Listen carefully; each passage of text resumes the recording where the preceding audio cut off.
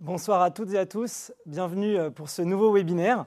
Je suis accompagné de Frédéric et Philippe. Bonsoir messieurs. Bonsoir Baptiste. Bonsoir Baptiste. Donc Frédéric, tu es le fondateur du groupe Quorum et Philippe, tu es le directeur de l'immobilier chez Quorum également. Ce soir, nous allons essayer d'illustrer et avec des exemples concrets comment votre épargne peut tirer profit de la nouvelle donne de marché. Mais avant et donc nous prendrons des exemples sur ce qui s'est passé depuis le début de l'année, puisqu'on commence à avoir un petit peu de visibilité et des acquisitions ont déjà été réalisées. Et avant de rentrer dans le vif du sujet, je me permets de vous rappeler, et c'est un avertissement, que les produits dont nous parlerons, les investissements, ne sont pas garantis en capital, tout comme les rendements. Donc il y a un risque en capital, un risque de liquidité. Donc une fois cela dit, je pense que nous pouvons passer à la suite. Je vous propose donc un déroulé en 3 temps ce soir. Tout d'abord, montrer l'opportunisme et la stratégie opportunisme, et qui n'est pas seulement un concept marketing chez Quorum, et nous essaierons de l'illustrer. Ensuite, nous verrons en quoi les SCPI Quorum sont des SCPI qui sont diversifiés et avec des locataires qui sont engagés sur la durée. Et enfin, comment Quorum tire profit de cette nouvelle donne de marché et comment Quorum va chercher ces opportunités concrètement. Mais revenons tout d'abord sur ce premier point qui était la stratégie opportuniste. Donc elle n'est pas nouvelle chez Quorum et nous souhaitons l'illustrer avec quelques faits historiques, on va dire, puisqu'il remonte un petit peu plus de 10 ans à présent. Donc nous avons créé Quorum Origine qui s'appelait Quorum Conviction en 2012 et c'était la première SCPI à investir en France et en zone euro et c'était une première. À l'époque, il pouvait me paraître exotique d'investir en dehors de Paris. Quorum Origine a dit dès le départ qu'elle investirait en zone euro pour aller chercher de nouvelles opportunités. Alors, pourquoi à l'époque cette idée d'aller investir hors de la zone euro? C'était la tienne? Non, ce n'était pas la mienne, c'était l'idée de l'équipe. C'est parce qu'à l'époque, on avait fixé comme objectif de rendement à cette SCPI 6%. Et pourquoi 6%? Parce qu'on considérait qu'un placement immobilier devait faire 6% à une époque où les taux d'intérêt n'étaient pas si éloignés que ceux d'aujourd'hui. Ok. Et on reviendra effectivement sur ces 6% et comment ils ont été atteints dans la durée et pourquoi ça paraissait être un objectif cohérent à l'époque. Et on parlait d'opportunisme juste avant, on peut l'illustrer avec une première acquisition en Espagne en 2013. Vous vous souvenez certainement des crises de la dette et des pays européens, notamment des pays du sud de l'Europe. Donc l'Espagne était... En tout cas, on avait une image assez morose de l'Espagne et donc il fallait avoir ce courage d'aller investir en Espagne en se disant que la situation n'était pas forcément toute rose, mais savoir sélectionner les bons immeubles avec les bons locataires. Donc Je pense, Baptiste, que mon courage n'est pas le bon mot. Enfin, pour nous, ça nous paraissait être assez du bon sens, même le sens commun. Voilà, quand les prix sont bas, c'est à cet instant qu'il faut acheter, pas quand les prix sont hauts. Donc les prix avaient été très hauts en Espagne jusque dans les années 2007-2008. Il y a eu cette fameuse grande crise financière de 2007-2008. L'Espagne avait un immobilier qui était un peu délirant, avec un marché immobilier pléthorique, beaucoup d'argent, beaucoup de dettes, beaucoup d'endettement dans les investissements immobiliers. Quand il y a eu la crise financière, l'Espagne s'est effondrée, le marché espagnol immobilier s'est effondré. Donc on a réussi de façon assez facile à trouver des investissements avec des rendements très élevés, très peu de risques sur les locataires. Et la période était bonne pour nous. Nous considérions que c'était bon pour investir en Espagne. Donc c'était pas du tout du courage. C'était plutôt pas du courage, mais l'image de l'Espagne était dégradée par la situation que tu évoquais. Voilà. Ok. Donc ça, c'est 2012-2013. On a cherché ensuite à limiter les investissements et limiter la collecte sur Quorum Origine, puisque Quorum Origine avait déjà à l'époque cet objectif de performance de 6%. Et il s'avère qu'il y avait moins d'opportunités à l'investissement. Et donc, on a voulu avoir cette gestion qui nous paraissait raisonnable pour être capable de tenir la performance. Et c'est ce qu'on a fait. C'est pas qu'il y avait moins d'opportunités à l'investissement, c'est qu'il y en avait même, je pense, plus à ce moment-là. C'est juste qu'il y avait tellement d'argent que les opportunités à l'investissement qu'on recevait, on les trouvait en termes de prix, pardonnez-moi l'expression, mais délirantes. Et c'est pour ça qu'on n'a pas voulu jouer le jeu de ce marché-là, qui devenait beaucoup trop cher et qui ne nous aurait pas permis, en effet, si on n'avait pas limité la collecte, de tenir l'objectif de 6%. Très clair. Et également, en 2017, le lancement de Quorum XL, qui était la première SCPI à l'époque à investir en dehors de la zone euro.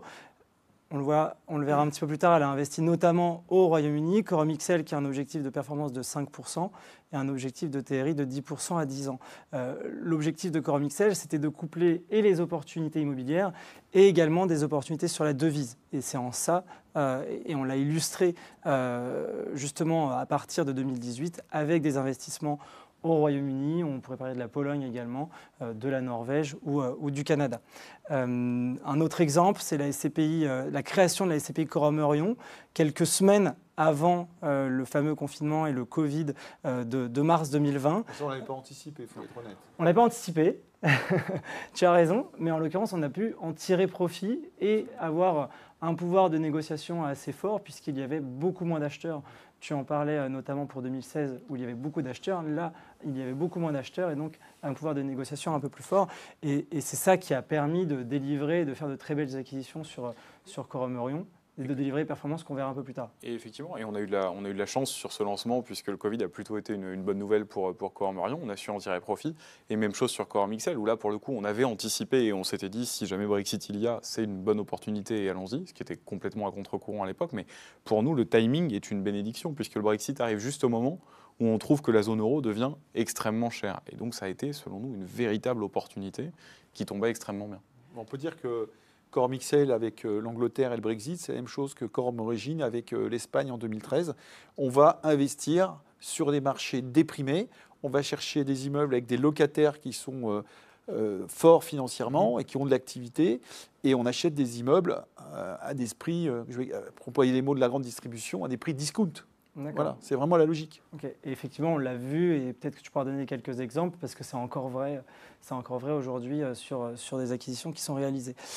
En 2022 et fin 2022, pour les épargnants qui étaient propriétaires de parts de Quorum Origin, il y a eu une vente immobilière relativement importante sur un immeuble à Francfort. On a pu dégager une plus-value record de 24 millions d'euros dans un contexte, dans un marché un peu plus incertain que celui qu'on avait connu dans les années passées. Donc malgré ce contexte, on a réussi à dégager une plus-value importante qu'on a redistribuée au mois de janvier et dès le début du mois de janvier. Et puis, tout à fait, juste pour commenter sur celle-là, parce qu'on cite tout le temps celle-là qui a une très belle plus-value, mais il ne faut pas oublier qu'en 2021, il y avait eu énormément de plus-value. Il y en a eu également en 2020 dans un contexte qui était déjà compliqué, puisque 2020, instinctivement, le Covid, on ne se dit pas forcément que c'est le moment de vendre, mais finalement, le plus important, ça reste la valeur à laquelle vous rentrez, puisqu'ensuite, quel que soit le contexte, et on va en parler aujourd'hui, qui est un contexte difficile pour vendre, vous aurez toujours une fenêtre pour sortir en faisant une plus-value, mais pour ça, il faut avoir bien acheté. Est-ce que c'est-à-dire qu'il y aura des plus-values en 2023 ? On va en parler, mais 2023 sera une très bonne année et effectivement, on a des différents sujets en cours avec des bonnes nouvelles. Merci Philippe. On évoquait, donc c'est même le titre du webinaire, de comment on pouvait tirer profit de cette nouvelle donne de marché. Et je pense qu'il y a eu plusieurs acquisitions et on y reviendra, comme je disais, avec des exemples concrets. Mais il y en a une première sur Quorum Origin où on a acheté en Belgique, à Bruxelles, avec un rendement de près de 9%. Est-ce que tu peux nous en dire peut-être un peu plus, Philippe ? C'est des choses qu'on ne voyait pas il y a encore quelques mois. Non, tout à fait. C'est des choses qu'on ne voyait pas. On va rentrer un peu dans le détail ensuite de certains dossiers qu'on a en cours. Globalement, il y a deux choses qui ont changé, que vous allez voir, c'est les rendements, où on retrouve des niveaux de rendement qu'on n'avait plus connus, honnêtement. Le rendement, Philippe, pour qu'on soit tous alignés sur ce dont on parle, c'est le loyer qu'on ramène au prix d'achat. En gros, j'investis 100, si je reçois 6 de loyer, mon rendement est de 6%. C'est le loyer annuel en fait. C'est-à-dire que si on se dit qu'on a un rendement de 10%, tout simplement, il nous faudra 10 ans pour récupérer notre mise. Tu nous annonces que tu vas nous faire des rendements de 10%? Pourquoi pas? Je ferme aucune porte. Ce qui est certain, c'est qu'on ne trouvait plus de rendement de ce type-là. Ça devenait très compliqué de trouver des rendements au-delà de 7%, d'où la limitation de la collecte sur Quorum Origin. Et vous allez voir, vous l'avez déjà vu en fin d'année 2022 avec une autre acquisition à Bruxelles à un niveau de rendement très élevé. Vous le voyez avec ce dossier RTL. Il y en a d'autres qui arrivent. On retrouve des niveaux de rendement et également des niveaux de durée ferme moyenne des baux beaucoup plus importants. Et c'est une très bonne nouvelle pour votre patrimoine. Ok, merci. Ce qu'on souhaitait illustrer à travers ces différents exemples, c'est que l'opportunisme, encore une fois, n'est pas qu'un concept et on essaie de vous le prouver avec des faits, en tout cas des choses qui sont intervenues sur les différentes SCPI de chez Quorum dans le passé. Et cette stratégie, elle a permis de délivrer les performances que vous verrez à l'écran. Donc on peut quand même rappeler les objectifs. Donc l'objectif de Quorum Origin, c'est 6%. L'objectif de Quorum XL, je l'ai déjà dit, mais c'est 5% de rendement et un objectif de TRI de 10%. C'est quoi le TRI ? Je laisse l'expliquer, le temps de rendement Ouais. interne. Ouais, alors le TRI, c'est un calcul financier, c'est un terme très compliqué pour en fait exprimer juste le fait que quand on investit, il y a deux façons de gagner de l'argent. C'est l'argent qu'on va recevoir du revenu, lié par le revenu. Donc dans le cas de la SCPI, c'est le dividende, c'est les loyers qui se transforment en dividende et que vous recevez tous les mois potentiellement sur votre compte bancaire. Puis après, c'est l'appréciation de la valeur de part, c'est l'appréciation de la valeur du patrimoine. Et quand on somme les deux, ça donne une performance réelle. Alors, il y a des calculs financiers très savants qui permettent de partir d'un concept très simple. On l'évoquera d'ailleurs tout à l'heure suite à un petit sujet, mais plus vous allez toucher votre argent rapidement, et meilleur on va apprécier la performance financière. C'est-à-dire que plus, par exemple, on va dégager des plus-values tardivement dans le temps, et moins la performance sera bonne. Donc voilà, ça permet de mesurer à Donc, quelle c'est vitesse. Ce qui a été investi et ce qu'on a Voilà. récupéré sous la forme de loyer, Voilà. sous la forme de plus-value ou d'augmentation Voilà. de prix de la Donc part. à partir du moment où on investit, plus on va récupérer de l'argent rapidement, c'est assez logique, hein, et meilleure sera la performance, c'est ce qu'exprime le TRI. Merci pour cette précision. Et donc Quorum Eurion, lancé en fin janvier 2020, avec un objectif de rendement de 4,5%. Donc vous le voyez à l'écran, quand Quorum Origine a été lancé, le marché des SCPI distribuait ou délivrait une performance d'environ 5%, 5,27 comme vous le voyez à l'écran. Et puis on voit qu'il y a eu des évolutions plutôt baissières sur la moyenne du marché. Et on voit que Quorum Origine a tenu et dépassé son objectif à travers le temps. Idem pour Quorum XL et de la même façon pour Quorum Eurion. Mais on peut se dire que Quorum Origine à l'époque, 6%, ce n'était pas un objectif qui paraissait extraordinaire puisque le marché distribuait 5%. Mais déjà à l'époque, ça paraissait un objectif très ambitieux. Et nous, on avait fixé cet objectif qui nous paraissait réaliste en se disant on trouvera toujours en Europe des immeubles à acheter avec des rendements et un niveau de risque qui soit acceptable pour délivrer du 6%. Et il s'est avéré à partir de 2014. Alors ça, c'est intéressant parce que c'est la situation inverse de celle qu'on vit aujourd'hui. Baisse des taux d'intérêt, donc l'argent rapporte de moins en moins, et c'est vrai pour tous les types de placements, y compris pour l'immobilier. C'est-à-dire que les investisseurs attendent de moins en moins de rentabilité de leur investissement. Et nous, on est resté avec cette discipline de garder des rendements, d'obtenir des rendements élevés dans l'immobilier. Et quand on était plus capable de quoi trouver tous les investissements pour accueillir toute la collecte dans les SCPI Quorum Origine, on a ralenti la collecte des marges, on vous a moins sollicité, on a été beaucoup plus raisonnable dans le développement de la SCPI qui s'est vraiment ralenti de 2016 à 2020. La SCPI a vraiment ralenti son développement pour préserver cette rentabilité. C'est-à-dire que si on avait accueilli plus d'épargne, on aurait acheté certes plus d'actifs en volume, mais beaucoup plus cher. Et donc, ça aurait été un peu comme la péniche qu'on remplit de sable. Au bout d'un moment, à force de la remplir de sable, elle passe sous le niveau de l'eau. C'est exactement ça. Il y a deux choses très importantes dans ce que vous dites. La première, c'est que c'est pas très compliqué d'aller chercher un rendement. C'est pas très compliqué d'aller chercher un rendement sur 1, 2, 3 années quand la SCPI elle est encore petite. La difficulté, c'est de le tenir dans le temps. Pour moi, c'est ça qui est le plus important dans ce qu'on voit. C'est que Quorum Origine, sur les 10 dernières années, on a tenu l'objectif, quel que soit le contexte de marché. On a eu des prix de plus en plus élevés, on a limité la collecte, on a eu le Covid, on a maintenant une autre période qui arrive, qui est intéressante, et on va le voir aussi, qui va générer de la valeur. Ça, c'est le premier point. Et si vous regardez le classement des SCPI, puisqu'on a le niveau moyen de rendement des SCPI, vous verrez qu'en fait, à part les nôtres, dans les rendements élevés, donc au-delà de 6%, il n'y en a aucune qui a plus de, disons, 400-500 millions d'euros d'immeubles sous gestion, qui est, on va dire, une certaine taille critique, où c'est beaucoup plus difficile d'être relutif et de tenir dans le temps. Et le deuxième point qui est intéressant, c'est que quand on regarde, je crois que c'est la moyenne du marché, donc c'est 4,53 en 2022, c'est 4,53 avec nos 3 SCPI qui les tirent vers le haut. On avait fait l'exercice, je crois, en début d'année. Si on enlève les 3 SCPI Quorum, on se rapproche des 4,40. Donc ça a quand même un impact assez important. Il faut le noter. Ok, merci. Donc là, on voit la performance sur la durée. Ce que je vous propose, c'est l'illustrer concrètement avec un épargnant qui aurait investi il y a 10 ans et qui aurait investi sur Quorum Origine. Donc il aurait acheté, le prix de la part était à 1 020 € à l'époque, comme vous le voyez à l'écran. Et on voit qu'en 10 ans, il aurait presque doublé finalement son investissement, sa mise. Donc on voit dans la couleur claire, on voit que le capital a progressé, ce qu'on appelle le patrimoine, suite à des revalorisations au fur et à mesure. Ça ne s'est pas fait massivement en une fois et de manière importante. On l'a fait progressivement pour suivre l'évolution du prix de l'immobilier. Et puis on voit que ces dividendes qui ont été générés sur la durée viennent également et ont un impact pas neutre du tout. Comme tu le disais, Frédéric, on récupère son argent rapidement. Et en l'occurrence, là, on voit que la somme a quasiment doublé en l'espace de 10 ans. Ça, je pense que c'est le point très, très intéressant dans les SCPI. Enfin, là-dessus, nous, on a des vraies convictions. Ce qui est très intéressant dans les SCPI, c'est qu'en fait, elle renvoie la création de richesse, qui est en fait le loyer payé par le locataire, elle renvoie directement à l'épargnant. Et en fait, ce qui est sur votre compte bancaire, c'est sur votre compte bancaire, plus personne ne peut vous le prendre. Vous en faites l'usage que vous souhaitez, mais ça, c'est pris, c'est gagné, définitivement. Alors que une valeur, une valeur de part ou une valeur en bourse d'une action, tant que vous ne l'avez pas vendue, vous n'avez pas votre gain. Donc vous dépendez uniquement de la valeur de marché. Et c'est ce qu'on trouve assez génial chez Quorum pour la SCPI, c'est ce côté un peu de bon sens. Oui, on peut laisser le capital se développer, prendre de la valeur, mais tout ce que je peux prendre en vrai argent sur mon compte bancaire, c'est pris, c'est plus à prendre et c'est gagné. Donc ça, c'est les plus-values et les loyers notamment. Ok, merci à tous les deux. Philippe, on a parlé d'investissement en Espagne, on a parlé du Royaume-Uni. Est-ce que tu peux évoquer un peu plus la diversification, justement, parce que c'est une vraie source d'opportunités et c'est ce qui permet aujourd'hui d'aller chercher les rendements, enfin pas aujourd'hui d'ailleurs, déjà hier, d'aller chercher les rendements que tu cherches? C'est une des clés de notre succès.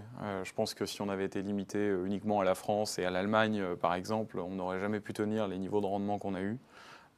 Il faut savoir, et je pense qu'on l'a jusqu'ici assez bien fait, fuir les marchés quand on estime qu'ils sont trop chers. Ça vaut pour la diversification géographique, mais c'est également le cas pour les différents immeubles. Il faut savoir à un moment acheter du bureau, à un moment acheter du commerce, à un moment de la logistique, et puis les revendre à certains moments, être assez agile. Et puis l'autre point, c'est qu'on a su construire ça dans le temps. On ne s'est pas précipité, on n'a pas fait n'importe quoi. On a ouvert des bureaux dans ces pays-là. Aujourd'hui, on a des équipes locales, c'est extrêmement important pour acheter et pour gérer les immeubles dans une grande partie de ces pays. Et c'est une des clés aussi, je pense, aujourd'hui de cette diversification et du succès de nos SCPI. L'infographie n'est pas forcément révélatrice parce qu'on a l'impression que plus c'est blanc, plus on investit.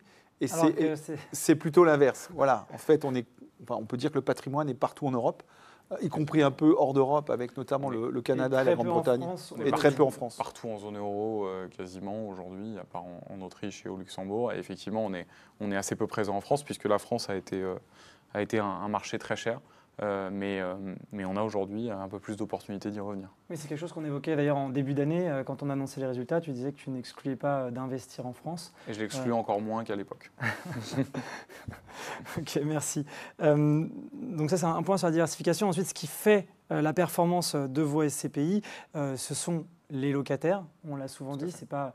Quand on parle d'immobilier, et je sais que Frédéric, tu le dis souvent, ce n'est pas l'emplacement, contrairement à ce qu'on a pu toujours entendre, mais ce qui fait la valeur. Je ne dis pas que ce n'est pas l'emplacement. Je dis que ce qui est le plus important, en tout cas pour une SCPI, c'est encore une fois, c'est un placement qui est là pour vous donner du dividende, du revenu régulier, potentiel sur votre compte bancaire. Donc il faut qu'il y ait des loyers qui soient le plus important possible et surtout qu'ils soient payés. Donc ce qui compte, c'est que le locataire paye son loyer. Après, l'immeuble, évidemment, il a son importance dans le dispositif. Il faut que lui aussi prenne de la valeur. Mais la valeur que va créer l'immeuble, elle va dépendre surtout du prix que voudra en donner un peu plus tard un autre investisseur qui acceptera de le payer plus cher que ce qu'on l'a acheté. Et c'est là que commencent les choses intéressantes. Ce qui est très important également, c'est le timing. Tu peux acheter le même immeuble avec le même locataire à 10 ans d'écart. Tu ne feras pas du tout la même affaire. Parce que tu l'as acheté à un moment, par exemple, où les taux d'intérêt étaient plus élevés. Est-ce que tu peux revenir justement sur cet engagement des locataires? Parce qu'on dit que c'est une partie de la valeur, finalement, c'est l'engagement de ces locataires. On voit à l'écran qu'ils sont engagés sur un temps plutôt long. C'est une des clés de la diversification aussi. On voit qu'on a une durée ferme moyenne des baux qui est de 6,6 ans, donc proche des... Ça, c'est sur l'ensemble. Oui, pour parler français, la durée ferme moyenne des baux, c'est la période pendant laquelle le locataire ne peut pas se désengager. Il est obligé de payer son loyer. Il est obligé de payer son loyer. Exactement. Alors après, il faut qu'il ait les moyens de le payer, mais juridiquement, son bail le contraint à payer son loyer, il ne peut pas quitter l'immeuble. Tout à fait. C'est exactement ça. Et on va voir en plus que c'est un chiffre qui est déjà très élevé, parce que sur le marché français, vous savez, le bail type, c'est le 3,69. Donc si on était uniquement en France, on n'aurait jamais une durée ferme moyenne comme celle-là. Il se trouve que dans certains pays, comme les Pays-Bas, comme l'Irlande, comme l'Angleterre, on a souvent des baux de 15, 20, 25 ans qui, évidemment, tirent le tout vers le haut, et c'est une très bonne nouvelle. Et l'autre très bonne nouvelle, et on va le voir quand on va rentrer un peu plus dans le détail des sujets sur lesquels on travaille actuellement, c'est qu'on retrouve, et c'est ce que je disais au début, des durées fermes des baux très très longs, à des prix à nouveau accessibles. C'est la beauté du marché actuel qui va nous permettre, et vous le verrez en fin d'année, à nouveau d'allonger cette durée ferme moyenne. C'est un indicateur qui va s'améliorer. Ok. Puis alors, ce qu'on voit aussi là, c'est un autre aspect de la SCPI, c'est quand on fait l'investissement, enfin pour ceux qui font l'investissement locatif en achetant un appartement qu'on loue, hein, et on sait qu'en France, on aime bien faire ça, on est attaché à l'immobilier sous cette forme-là. Le problème, c'est que le jour où vous avez le locataire qui n'est plus là ou qui ne paye pas, vous passez de 100% de revenus à zéro. La beauté de la SCPI, c'est en mutualisant votre épargne, donc en investissant de façon massive, hein, grâce au montant de l'épargne qui est rentré dans la SCPI, on peut avoir des centaines d'immeubles, des centaines de locataires. Donc s'il y a un immeuble dans lequel il y a un locataire qui arrête de payer, ou un immeuble pour lequel, à la fin du bail, on ne retrouve pas de locataire, on arrive à mutualiser. Et donc, oui, il y a une petite perte. Hein, on voit sur Quorum Origine, elle est de l'ordre de 3%. Sur Quorum XL, elle est de l'ordre de à peine 1%. Et puis sur Quorum Orion, il n'y en a pas du tout. Et même, on est suroccupé. D'ailleurs, tu peux peut-être expliquer, Philippe, parce que ça fait quelques mois qu'on a un taux d'occupation supérieur à 100% sur Quorum Orion. Oui, et d'ailleurs, j'ai une mauvaise nouvelle, puisque ce chiffre est faux. C'est pas 100,63. Alors, en fait, ce chiffre n'est pas faux. C'est le bon chiffre, mais c'est le chiffre au 31 mars.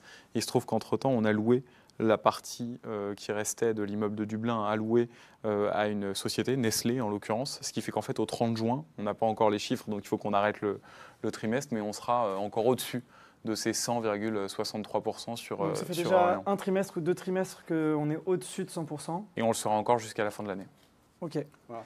Donc la beauté de la SCPI, c'est que oui, vous avez toujours une petite perte, c'est pas complètement occupé, mais vous n'avez jamais de gros accidents. Alors, on a eu peur d'un gros accident, vous vous en souvenez, pendant la période du Covid, 2020. Confinement, toutes les activités économiques s'arrêtent. Certains locataires ont des problèmes pour payer les loyers. Et là, on craignait le pire. Mais le pire, c'est jamais zéro. C'est peut-être 50%, 60%, c'est jamais arrivé.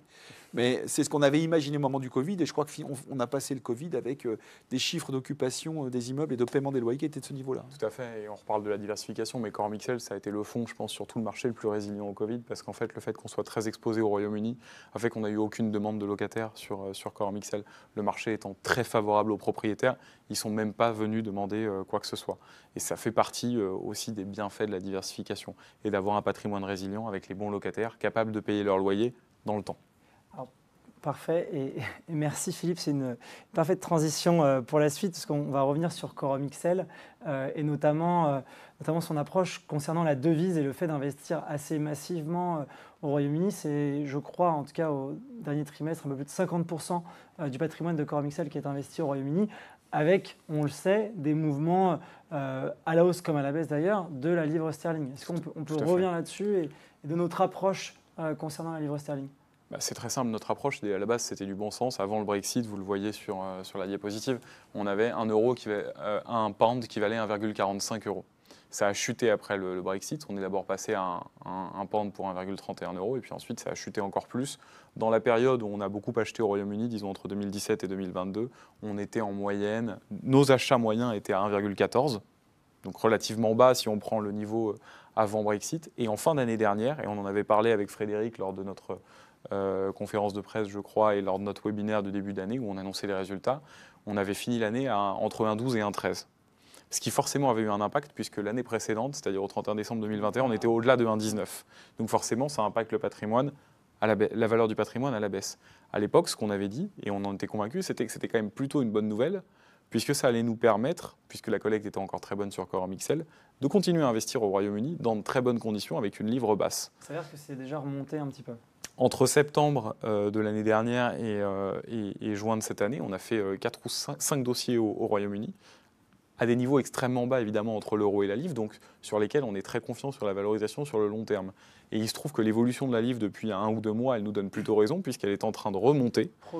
Progressivement. On est, à l'heure où on se parle, autour de 1,17, ce qui est plutôt intéressant, ce qui est encore extrêmement bas par rapport à son niveau pré-Brexit, mais ce qui est plus haut que le niveau moyen d'achat de Quorum XL. Et plus haut que le niveau du 31 décembre 2022. Donc si on se met à la photographie du 31 décembre 2022, on a presque gagné 5%, ce qui est une très bonne nouvelle pour le patrimoine. On verra où on sera en fin d'année, mais c'est tout l'intérêt de cette SCPI, c'est qu'il y a une double création de valeur. L'immobilier qui évidemment s'était effondré après le Brexit et où on a acheté des immeubles dans des conditions de marché qui étaient très bonnes, et la devise qui fluctue, évidemment, et c'est à nous de le gérer, mais où on a une conviction qu'on aura une fenêtre de tir à un moment pour vendre potentiellement une partie de notre portefeuille au Royaume-Uni à un niveau entre l'euro et la livre très favorable et qui Ok. nous permettra évidemment de générer une performance. Je me Pour te- Mixel, et ça tombe bien parce qu'on fait l'immobilier. L'immobilier, c'est un investissement long terme. Enfin, notre recommandation, c'est d'investir pour entre 8 et 10 ans. Et Cormixel, notre vision sur notamment le marché anglais et la livre, c'est un temps long. C'est-à-dire que ce n'est pas une opération, des opérations de gains qui sont sur 1 ou 2 ans. C'est juste accompagner des cycles économiques. En l'occurrence, ce n'est pas un cycle, ça a été une crise, le Brexit, qui a tout fait chuter, le marché immobilier à la livre. Et là, patiemment, on attend que ça remonte. Et nous, on est assez confiants. Notre vision du marché anglais, et Philippe pourrait en parler, le marché anglais immobilier est extrêmement réactif. On voit les premiers signes. Et puis la livre, on va être patient. On va pas vendre la peau de l'ours avant de l'avoir tué, mais on sent et on voit une perspective. Alors ça tombe bien parce que c'est une des questions qui est posée sur le chat et d'ailleurs j'en profite pour vous dire que nous répondrons au maximum de questions à la fin de ce webinaire. On a dédié du temps pour répondre à toutes vos questions, mais c'est une des questions qui a été posée au tout début par Jean-Luc L. Bonjour, quel impact de la chute du marché immobilier en Grande-Bretagne sur la performance et la valorisation de la part de Cormixel? Je pense que tu as en partie répondu. Peut-être sur la valorisation. C'est une très bonne question. En fait, le marché anglais, c'est souvent le premier à plonger. Et en général, quand vous êtes le premier à plonger, vous êtes le premier à remonter. Le cauchemar pour le marché immobilier et anglais, ça a été entre septembre et décembre de l'an dernier. Ça a été les premiers à être frappés très très fort par la remontée des taux d'intérêt. Ils partaient d'un niveau de taux d'intérêt qui était plus élevé que le nôtre parce qu'ils étaient encore en période post-Brexit. Évidemment, il y a eu tous les éléments, une inflation très importante qu'on connaît. Ils sont touchés évidemment par la guerre également en Ukraine. Et puis il y a eu un COVID qui a été sortie de douloureux. Covid, le fameux variant anglais. Ils ont perdu la reine, qui était quand même une catastrophe là-bas. Changement de gouvernement. Ils ont consommé 2 ministres. Le gouvernement de Liz Truss qui a tenu 45 jours. Ouais. Donc ça a été extrêmement compliqué. L'impact pour nous. L'impact en fait sur le marché anglais, on l'a vu en fin d'année 2022. On a eu des valeurs qui ont un petit peu bougé. On a eu une livre qui a bougé. Et là, c'est reparti. C'est-à-dire que le marché anglais aujourd'hui, il a une inflation qui est encore costaud, mais qui a tendance à baisser. Il y a plus d'argent aujourd'hui sur le marché anglais et plus de compétition qu'il y en avait il y a 8 ou 9 mois. Et ça, c'est assez intéressant. Et la livre, on l'a vu, elle est remontée de quasiment 5%. Et on est sur une tendance de marché qui est assez intéressante et qu'on va suivre de près. Parce que pour dire les choses concrètement, certains des immeubles de Cormixel, on les a achetés sur une livre à 1,08. Si on est en fin d'année à 1,18, 1,19 et qu'on a déjà un gain de quasiment 10% sur la livre, on ne se ferme aucune possibilité. Ok, merci. Et sur la valorisation, pour finir en fin d'année, on est plutôt sur quelque chose qui va être intéressant, puisqu'on est sur une remontée à la fois du marché immobilier et du niveau de la livre. Donc on verra au 31 décembre. À titre personnel, je suis très confiant.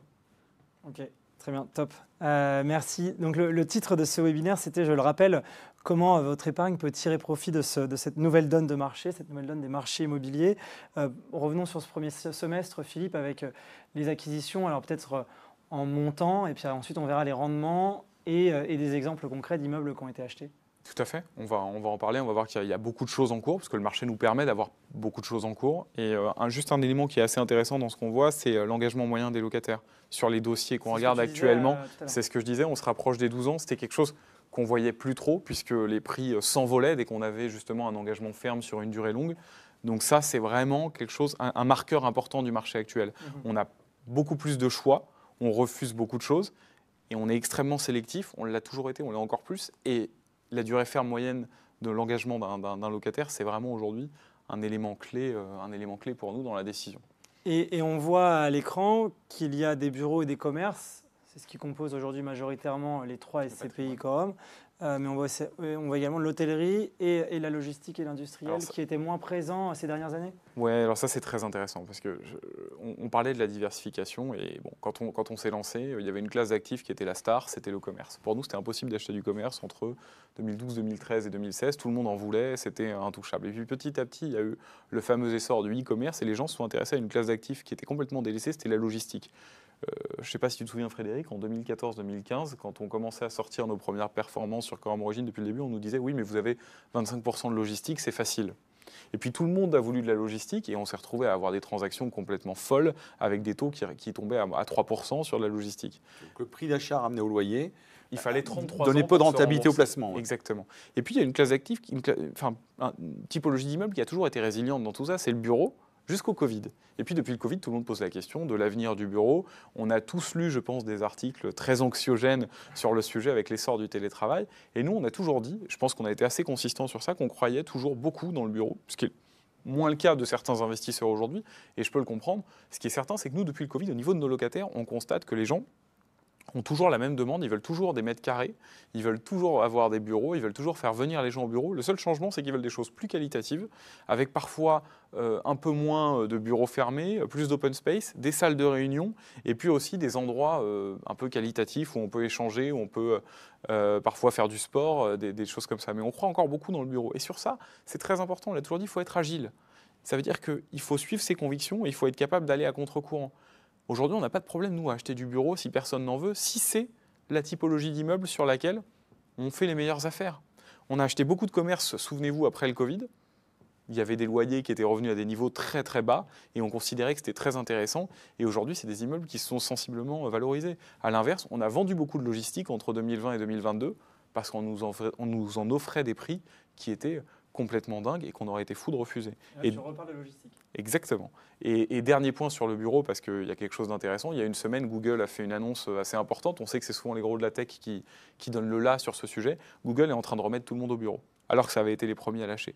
Parce qu'ils se rendent compte, au niveau de leurs ressources humaines, qu'il n'y a plus d'ADN, alors que c'était une société avec une forte ADN, qu'ils ont que ce que je vais appeler des consultants internes, qu'ils n'ont plus vraiment de contrôle. Et Google vient de faire une note, on les connaît bien, hein, c'est notre locataire en Irlande sur plusieurs immeubles. Ils sont en train de ramener petit à petit tout le monde au bureau. Ça a commencé par on paye les gens différemment selon le lieu où ils travaillent et le niveau de vie. Maintenant, c'est 3 jours minimum au bureau pour tout le monde. Et ils en ont encore sous le pied pour avoir échangé avec eux rapidement. Donc vous verrez qu'on va revenir à quelque chose de beaucoup plus normé. Ok, merci. Un volume important donc, mais avec quel rendement?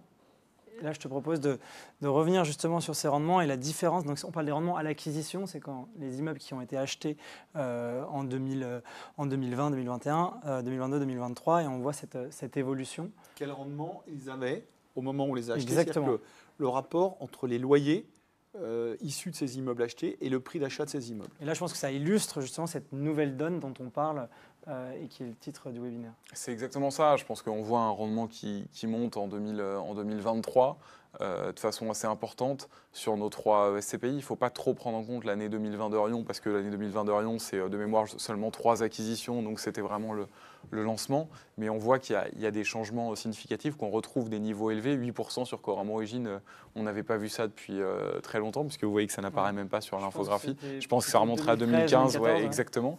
Et vous allez voir avec ce qu'on va vous annoncer après que ça va continuer à monter. Aujourd'hui, on vit une opportunité extraordinaire, c'est-à-dire qu'on peut relever sensiblement les rendements de tous nos portefeuilles. Mais attention, le rendement, ce n'est pas le seul point, mais aller chercher beaucoup plus de qualité en termes de durée ferme des baux, en termes d'actifs, de localisation, de locataires. Alors qu'est-ce que ça veut dire? On a toujours acheté des immeubles de qualité. En revanche, on va retrouver des niveaux de rendement très satisfaisants pour parfois des baux de 15 ans ferme, des baux de 20 ans ferme, des baux de 25 ans ferme. C'est des choses qu'on va vous montrer. Et en fait, ce qu'on est en train de construire petit à petit dans votre patrimoine, c'est évidemment des rendements élevés. On va y revenir avec la distribution et puis pour vous, un niveau de dividende satisfaisant dans le contexte actuel, avec le niveau du livret A qu'on connaît, des choses comme ça. Mais on est surtout en train de construire les plus-values de demain, d'après-demain, d'après-après-demain. Parce que si on gère correctement nos acquisitions et nos immeubles, on est en train de créer une réserve extrêmement intéressante d'immeubles. Et c'est un peu l'objet aussi de ce webinaire, c'est de rentrer un peu dans le détail pour vous dire ce qu'un immeuble valait dans le marché d'hier, ce qui vaut dans le marché aujourd'hui et ce qu'on pense qu'il va valoir dans le marché de demain. Parce que finalement, c'est ça qui va être le plus intéressant pour vous, à la fois pour la valeur de votre prix de part et à la fois pour d'éventuelles plus-values.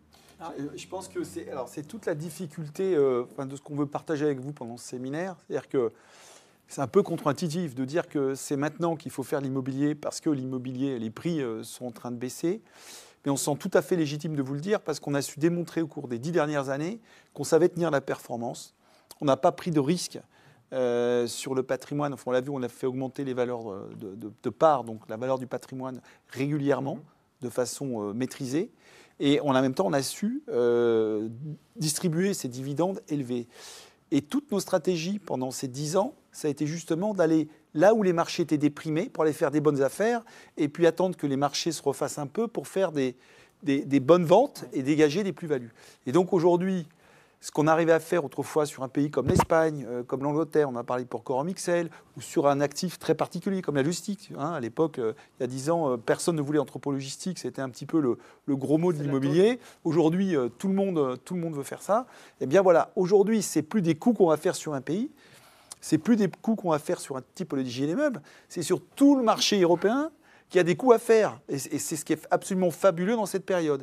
Et ça, on peut le faire aujourd'hui parce que, on a su avoir des rendements élevés sur toute cette période, ce qui fait que les SCPI, vos SCPI, elles sont très rentables en termes de placement par rapport même à des placements devenus hyper sécurisés comme le livret A qui offre 3%. On fait quand même 3% de mieux en moyenne.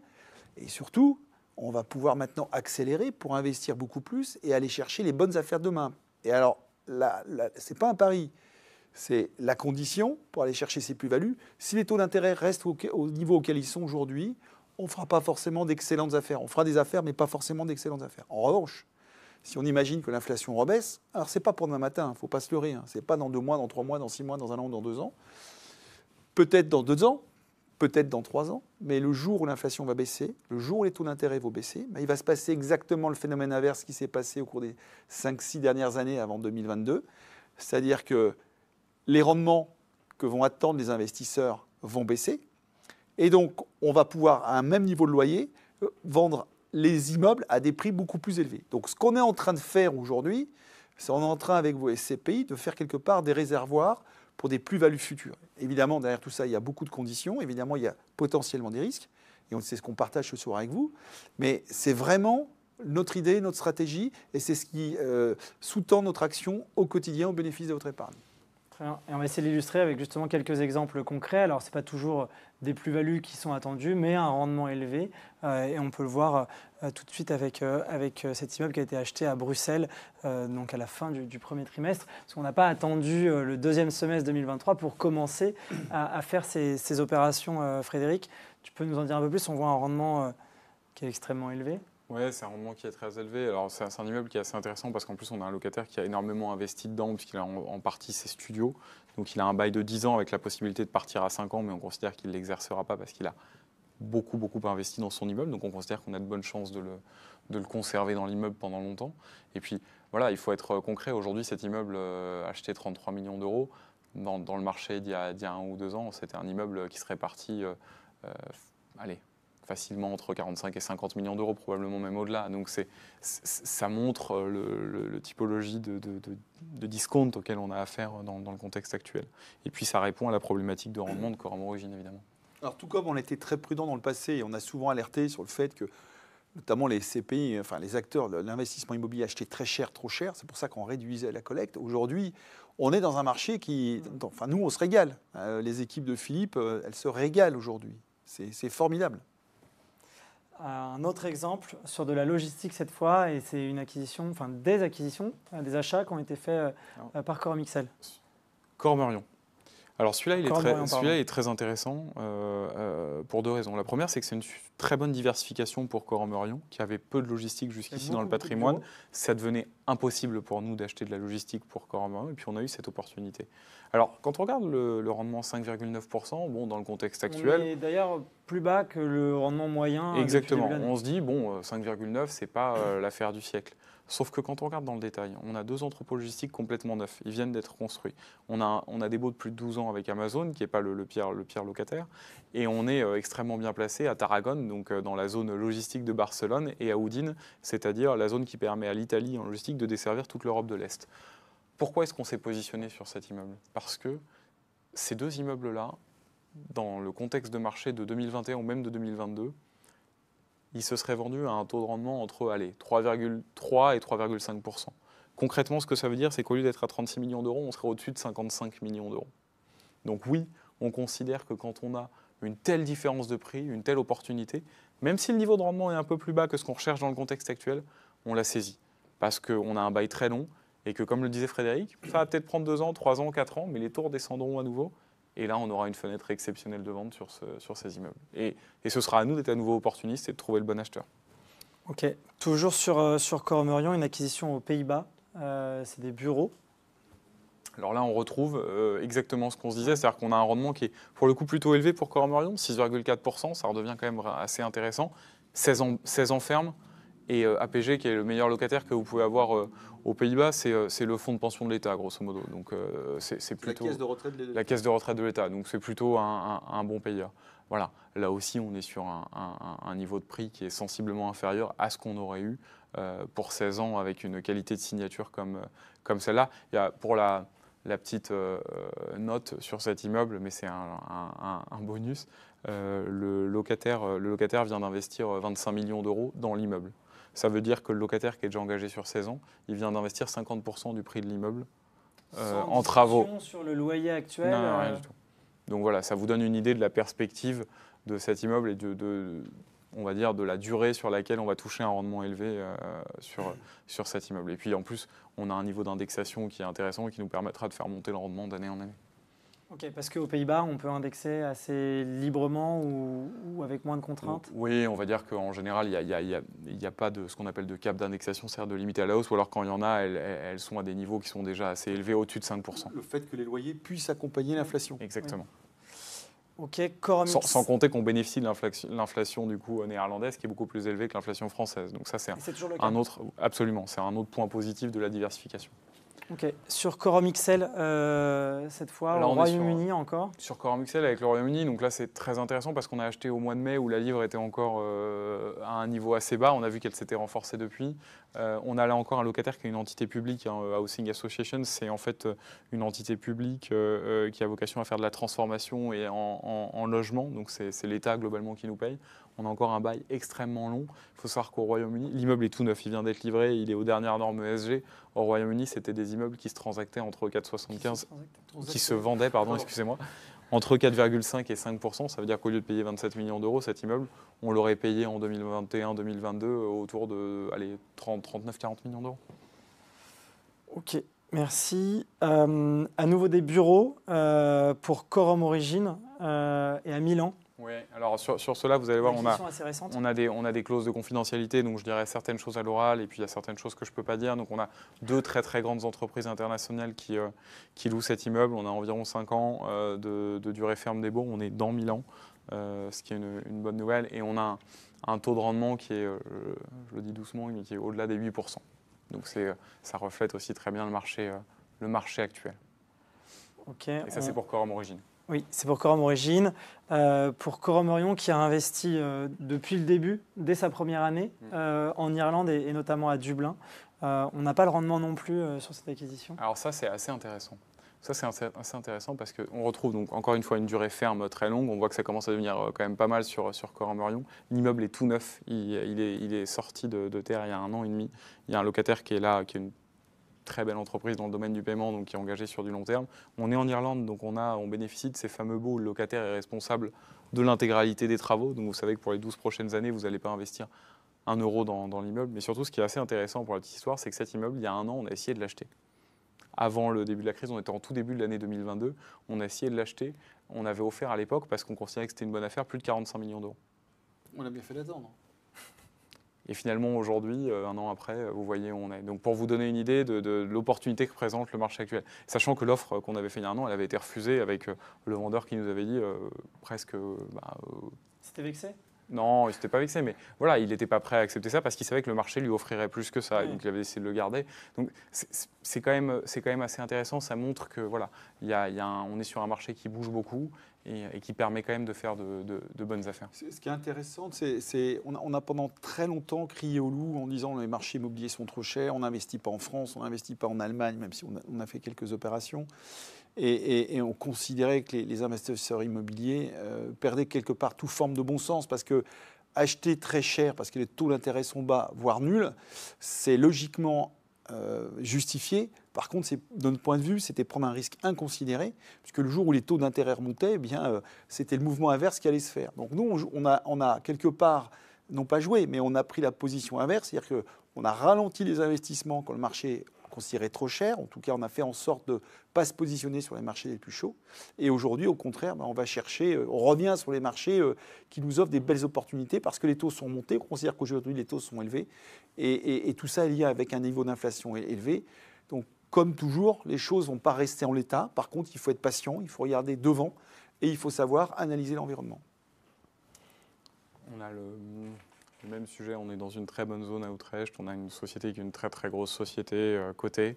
On va donner son nom ou... Non, on ne Pas donnera pas ce son nom. soir. Marc, il parle doucement. On ne donnera pas son nom. Doucement, c'est qu'il y a On pas est, sur trop une, bien. on est sur une durée de bail de 5 ans, mais là encore, c'est un bail de 10 ans avec la possibilité de partir à 5 ans avec certaines conditions qui font que c'est difficile pour le locataire. Et là, on va encore aller chercher sur Quorum XL un niveau de rendement qui est plutôt au-dessus de ce qu'on fait habituellement, puisqu'on est autour de 7,5, Ok. 7,5%. Donc au-dessus de ce que l'on affichait Tout à fait. juste avant. Ouais. Donc et comme c'est un gros volume, c'est typiquement le genre d'immeuble qui va pousser le rendement moyen de Quorum XL vers le haut, donc c'est une bonne nouvelle. Et c'est un très très très bel immeuble. Techniquement, c'est vraiment un bel immeuble. Alors on a vu qu'il y avait de la logistique, qu'il y avait également des bureaux. On va passer sur une autre typologie d'immeubles, en l'occurrence aux Pays-Bas et en Italie sur Quorum XL. Oui, alors la diversification, c'est un point important. On nous avait parfois dit qu'on avait beaucoup de bureaux sur certaines SCPI. Là, on voit sur Quorum XL, effectivement, 2 hôtels qui arriveront dans le patrimoine à des moments différents, un en septembre de cette année et l'autre un petit peu plus tard, aux Pays-Bas et en Italie. Mais en 2023 L'un en 2023 de façon certaine, l'autre ce sera peut-être début 2024, mais tout est déjà signé. Voilà, et là on retrouve des beaux 25 et 30 ans, énormément de sécurité. On aura 2 très grands groupes hôteliers, vous le verrez, donc beaucoup de visibilité sur le paiement. Des taux de rendement, là encore, assez intéressants pour Quorum XL. On va être autour de 6,40 à peu près en moyenne. Et on n'en parle pas ici parce qu'on ne peut pas tout dévoiler non plus. Il y a aussi de l'hôtellerie qui arrivera sur Quorum Orion. On n'en avait pas encore beaucoup pour diversifier. Il y a de la logistique qui va arriver aussi sur Quorum XL. Donc c'est important aussi que vous ayez cette visibilité, qu'on profite aussi de la période pour se diversifier encore plus. Évidemment, on saisit toutes les opportunités et le bureau en présente beaucoup aujourd'hui. Vu les dernières annonces de Google, on en parlait, je suis sûr que le bureau va se renforcer, donc on en profite. Mais on n'oublie pas de se diversifier, ce qui est un axe important dans notre politique d'investissement. Et on n'oublie pas de se diversifier non plus sur Quorum Orion, où c'est le dernier exemple que l'on souhaitait prendre avec de la logistique à Porto. Alors c'est sur Quorum XL. La logistique de Quorum Orion, on l'a déjà vu avec Amazon. Là, ce sera sur Quorum XL. En l'occurrence, on travaille sur d'autres sujets logistiques sur Quorum Orion, donc tu n'as pas complètement tort, et ça viendra. Et voilà, on retrouve 20 ans ferme. C'est vraiment ce qu'on se disait. Ce sera vraiment intéressant d'analyser, je pense. On fera la photo finish en fin d'année, mais la durée ferme moyenne de Nobo, donc l'engagement moyen des locataires sur l'année 2023, on va voir que ça va être quelque chose d'important et qui va vous donner beaucoup de sécurité et de visibilité sur le long terme. Je pense que les immeubles achetés en 2023 vont permettre de faire progresser. Tout à fait.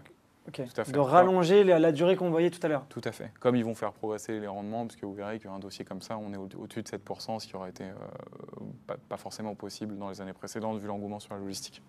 Ok, merci. On a pris quelques exemples. Je crois qu'on n'a pas pris tous les immeubles non plus, mais on en a pris un certain nombre. Et puis les fils d'actualité seront disponibles prochainement, puisqu'on arrive à la fin du second trimestre. L'important, c'est que tout le monde comprenne sur quoi on travaille et la création de valeur que ça va générer, immédiate et aussi future. Ok, maintenant un temps pour les questions. Questions-réponses. Une question de Gilles C. Pourquoi les dividendes de Quorum Orion sont en baisse depuis janvier 2023 alors que le taux d'occupation financier, donc c'était le chiffre qu'on voyait, l'indicateur qui est souvent utilisé, est supérieur à 100%. Et c'est vrai, il a baissé. Il a baissé, oui, vous avez tout à fait raison. Alors la première raison, elle est simple, elle est mathématique, c'est que depuis le 1er janvier 2023, on matérialise en fait l'augmentation de prix de part. Donc vous le savez. Plus 5,4% de l'année dernière. Exactement. L'an dernier, on a fait un choix qui était un choix pas si évident à prendre, puisqu'on l'a fait de mémoire je crois que c'était le 1er juillet.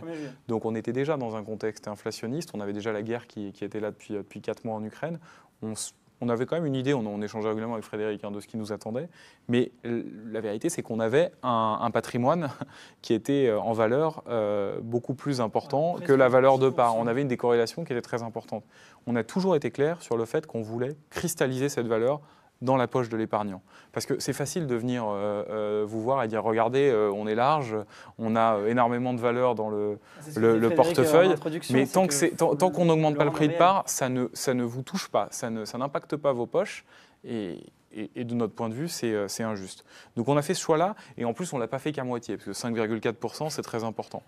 Le côté négatif, mais pour nous, ce n'est pas un côté négatif, mais pourquoi est-ce que finalement il y a beaucoup de gérants qui ne le font pas, et certainement pas dans ces proportions-là? C'est que le calcul du dividende que vous évoquez, que vous touchez mensuellement, il y a un numérateur, un dénominateur, et le dénominateur, c'est le prix de la part. Donc plus vous l'augmentez, plus mécaniquement vous diluez la performance. En l'occurrence, sans rentrer dans des détails trop techniques, ça coûte à peu près 25 points de base. Ça veut dire que sur le premier... Vous nous expliquer ce que c'est que 25 points de base, s'il te plaît. Alors c'est très simple. Tu t'y attendais. Sur le premier trimestre, vous avez touché en moyenne un dividende brut de 5,75% sur Quorum Orion. Je rappelle que l'objectif, c'est 4,5%. Mais on fera mieux. Si on n'avait pas augmenté le prix de part, donc à ISO prix de part, vous auriez touché environ 6%. Exprimé sur le prix de part de l'année dernière. Exactement. Donc c'est la raison pour laquelle... C'est une chose trappe arithmétique qu'il faut compenser, et pour le compenser, il faut investir Avec des rendements plus élevés. avec des rendements plus élevés. Mmh. Voilà. La première raison, c'est ça. La deuxième raison, c'est que votre SCPI, elle grossit beaucoup et que forcément... Elle a dépassé le milliard d'euros. Elle a dépassé le milliard d'euros, exactement, et que forcément, plus elle grossit, moins il y a d'effet de ce qu'on appelle la relution sur la performance, c'est-à-dire que plus on est surinvesti, plus on crée de la performance. Mais évidemment, quand vous êtes surinvesti de 100 millions d'euros, quand votre SCPI elle fait 150 ou 200 millions d'euros en moyenne en capitalisation, ça a un très gros impact. Quand vous êtes surinvesti de 50 ou 100 millions d'euros, mais que votre SCPI fait 1 milliard, ça a moins d'impact. Ceci étant dit, on l'a toujours dit et on le répète, c'est vrai pour Quorum Orion, c'est vrai pour nos 3 SCPI. On n'a jamais fait une promesse sur le fait que l'année était un long fleuve tranquille. Ça nous arrive régulièrement d'avoir des trimestres, des mois différents, ça nous arrive encore. Et vous allez voir que sur Quorum Orion, vous allez aussi avoir des mois sensiblement meilleurs, voire fast, qui viennent, et j'en dis pas plus. Mais jugez-nous à la fin de l'année, et on assumera, je pense qu'on le fait toujours. Il faut attendre la fin de l'année, faites-nous confiance, il y a plein de choses en cours sur Quorum Orion.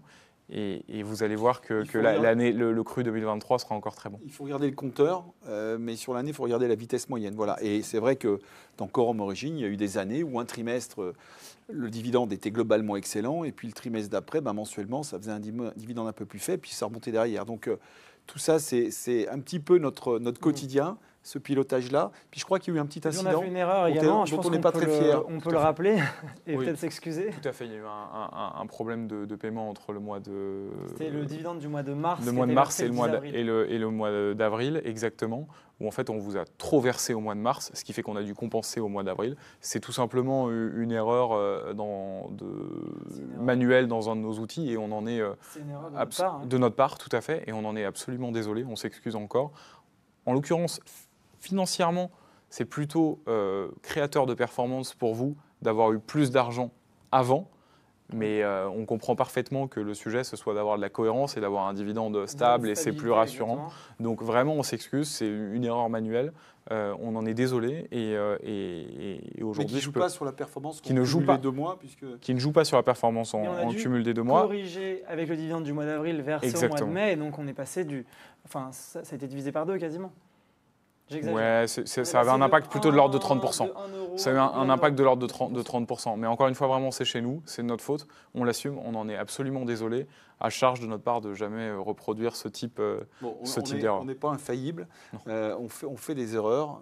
Voilà, non, mais c'est important de le préciser. On a envoyé un email, mais là on peut... Mais d'un point de vue financier, il vaut mieux recevoir de l'argent plus tôt que plus tard, comme j'expliquais tout à l'heure. Donc il vaut mieux que ce soit dans ce sens-là que dans le sens inverse. Et pour revenir vraiment à la question, le vrai point, même si je parle du fait que l'année n'est pas un long fleuve tranquille et qu'il va y avoir encore des mouvements et certains dans le bon sens, le vrai sujet depuis le 1er janvier, c'est l'augmentation de prix de part. Ok, mais néanmoins, pas d'inquiétude quant à l'objectif qui sera dépassé. Tu peux nous le dire aujourd'hui ? Ah oui. Ok. Ouais, pour prendre une image, en fait, plus on roule vite, plus c'est difficile d'accélérer. Voilà, c'est un petit peu ça le problème de l'augmentation de prix de part, c'est qu'on est un peu sous pression permanente, mais on a su démontrer avec Quorum Origine qu'on savait le faire aussi. On a augmenté le prix de part quasiment tous les ans pendant 10 ans, et les 6% sont toujours là. Ok, une question de Guillaume D. Alors que le rendement à l'acquisition augmente et que la livre se redresse depuis quelques mois, comment expliquer la baisse de la distribution sur Quorum XL depuis quelques mois ? Je crois que le dividende du mois de mai versé le 10 juin était autour de 5,2, 5,23. Tout à fait, 5,25. Alors, Quorum XL, c'est le même sujet que Quorum Orion. On a augmenté le prix de part. Donc, même chose, un peu, dans des proportions un peu moindres, mais c'est ce qui explique la baisse depuis le 1er janvier. Sur Quorum XL, il y a un autre sujet, c'est qu'on a mis du temps à faire bouger certains vendeurs, notamment au Royaume-Uni. Vous voyez, on a acheté fin mai, on a une grosse vague d'acquisition en cours qui va faire remonter le dividende. Et même sujet, il faudra voir la photo finish en fin d'année sur Quorum XL. La livre remonte depuis seulement 3 semaines, donc on n'a pas encore encaissé des loyers avec la remontée de la livre. On va encaisser nos premiers loyers avec la remontée de la livre sur le 3e trimestre. Donc là, on est en train de les facturer. Donc en fait, l'impact dont vous parlez, il va nous toucher à partir de la semaine prochaine. Il y a énormément d'acquisitions en cours, vous les avez vues, certaines sont déjà faites, donc évidemment ça va avoir un impact important. Et on travaille sur plein d'autres sujets, notamment des sujets d'arbitrage. Donc encore une fois, de vente, pardon, excuse-moi. Donc encore une fois, faites-nous confiance. Le contexte, il est plutôt excellent sur Quorum XL. On a beaucoup acheté sur une livre basse. On a une livre qui est en train de remonter. On a par ailleurs plein d'autres marchés qui nous offrent de très, très belles opportunités. Ça va encore être une bonne année 2023 et on s'en reparle avec grand plaisir en fin d'année. Ok, merci. Une autre question. Ne pensez-vous pas que la baisse de demande sur l'immobilier de bureau, couplée aux très nouvelles constructions et au taux de vacances actuel, risque de faire s'effondrer les valorisations? Une question de Cyril B.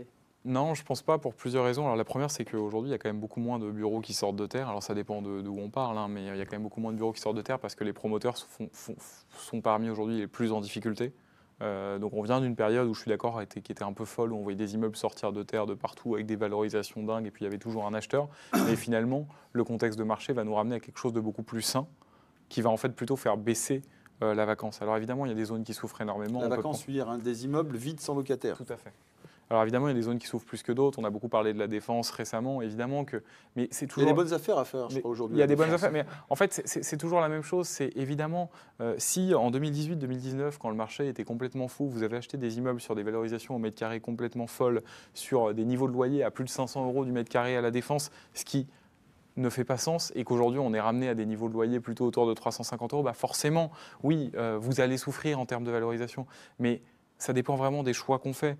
C'est typiquement parce qu'on considérait qu'il y avait des niveaux de prix au niveau des immeubles et des niveaux de loyer qui étaient incohérents, qu'on n'a rien fait en France au cours des 4-5 dernières années. À l'inverse, on a investi sur certains marchés qui sont beaucoup plus sains, avec des niveaux de vacances parfois beaucoup plus bas, et on y revient, des durées d'engagement des locataires extrêmement longues qui nous protègent beaucoup.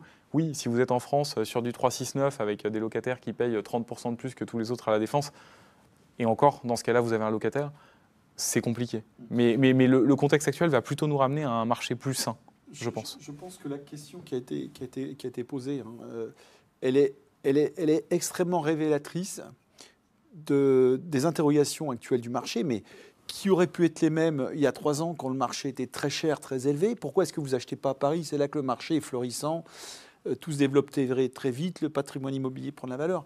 Mais en fait, c'est exactement ça, c'est que tout le monde a à peu près les mêmes interrogations au même moment et globalement à peu près les mêmes conclusions. Donc ça a des effets complètement dévastateurs de il faut tout vendre ou il faut absolument acheter ça. On l'a vu avec la santé, il y a un moment, il fallait que dans l'immobilier acheter que la santé ou la logistique. Et donc qu'est-ce qui se passe? Quand tout le monde veut faire la même chose au même moment, on fait augmenter les prix ou on fait baisser les prix. Et finalement, on part à travers on fait des raccourcis. Aujourd'hui, dire que le bureau, c'est la fin du monde, moi, je suis ravi que la plupart des autres investisseurs considèrent que le bureau, c'est la fin du monde. Du coup, le bureau redevient intéressant parce qu'on a des prix intéressants pour les bons immeubles avec des bons locataires. Ce qui n'était plus le cas il y a 2 ou 3 ans encore. Donc, en définitive, il faut savoir prendre un peu de recul, analyser le fond des choses, accepter les tendances de fond. Et c'est vrai qu'il y a une tendance de fond, mais ces tendances de fond ne veut pas dire que demain matin, il n'y aura plus aucun locataire dans les bureaux et qu'on ne pourra pas acheter des bureaux en faisant de très bonnes affaires immobilières. Ça, c'est notre métier. Ok, merci. Une dernière question, Dany L. Vous dites qu'on fait 3% de plus que le livret A, mais une fois la fiscalité retirée, la prime de risque n'est plus si attractive. Alors le livret A, il est limité. Oui. Et la prime de risque, qu'est-ce que tu en dis Le livret A, il est limité, oui. C'est vrai que c'est 3% de plus que le livret A, mais le livret A, c'est 22 000 € de mémoire aujourd'hui. Hein, et puis le livret A, il ne faut pas oublier d'où il vient. Voilà. Et le jour où 0,5 début 2022. Début 2022. Et le jour où les taux d'intérêt repartiront à la baisse, ils risquent de repartir au même niveau. Alors, la SCP, elle a aussi, c'est vrai, plein de défauts. Le livret A, vous pouvez retirer votre argent demain matin. Mais enfin, d'un autre côté, vous pouvez en mettre que 22 500. La SCPI, c'est un investissement long terme. Et c'est comme ça qu'il faut le voir. On ne conseillera jamais à personne de mettre toute son épargne dans la SCPI. C'est absolument pas ça. Par contre, dans la façon de diversifier son épargne, nous, on considère que la SCPI, c'est quand même un placement intéressant. Qui distribue des revenus régulièrement. Qui distribue des revenus régulièrement, mensuellement, donc qui vous donne la valeur régulièrement, et qui offre une perspective long terme, avec des revenus qui s'apprécient sur le long terme. Et quand vous appréhendez le marché immobilier de façon opportuniste, il y a vraiment un décalage qui peut se faire avec le livret A, parce que quand je vous dis 6%, c'est 3% de mieux que le livret A, oui, alors vous avez raison, il y a la fiscalité, c'est tout à fait vrai. Alors ce n'est pas une fiscalité complète, puisque nos CPI investissent à l'étranger, vous n'avez pas CSG, CRDS, c'est quand même important de le rappeler. Et puis la SCPI, c'est quand même un patrimoine immobilier, on l'a évoqué aujourd'hui, mais vous pouvez créer de la valeur au-delà du rendement. Alors on va rappeler, je pense que tu as ça parfaitement en tête, mon cher Baptiste, le rendement, enfin la performance globale de performance origine, le rendement plus l'appréciation du prix de part sur les 10 dernières années, c'est pas à 3%. Non, et puis si on prend nos 3 SCPI en 2022, qui est la dernière année qui n'était pas forcément facile, on est au-dessus de 11%, je crois, sur Corum Orion et Corum Origine sur la performance globale. Entre le taux de rendement de Corum Origine qui était proche des 7%, à 6,88, donc juste sur le taux de rendement, on est presque 4% au-dessus du livret A. Si on ajoute l'augmentation de prix de part, on est au-delà des 11%, donc ça fait quand même une grosse différence. Et c'est un point très important, parce qu'on lit beaucoup d'articles anxiogènes aujourd'hui sur la valorisation de l'immobilier.